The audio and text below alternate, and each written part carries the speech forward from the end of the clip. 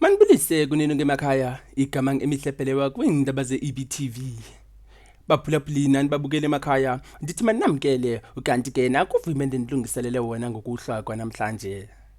Iqala le-DRC sele lijongile indlela eya kwi-quarter finals zendebe ye-AFCON ukanti ke ukukuza emveni kokuba iqala likhuphe i-Egypt kuma-penalty phezolo ukanti ke ilizwe lase-DRC lizathi lijongane neGuinea kwi-quarter finals.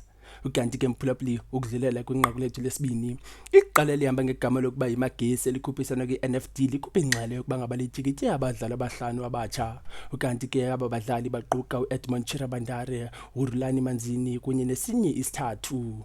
Ukanti ke mphulaphuli udlulele kwinqaku lethu lokugqibela ngokuhloka namhlanje iqala leKaizer Chiefs likhuphe ingxelo lokuba ngaba umdlalo odlala kwi-DDC yalo uSiyabonga Gumede ufumene ukonzakala ukanti ke lo mdlali uyabandakanyeka isiganeko esimanyukunyizi nesikhuphe iziphumo zokuba ngaba ophuke umlenze kanti ke singaba kwiziko le-EBTV sithi makalulame ngokukhawuleza. Baphulaphuli emakhaya ndithi manibulele kakhulu ngendlebe enithena nibaleka zona de ibele xesha elilandelayo kamnandi.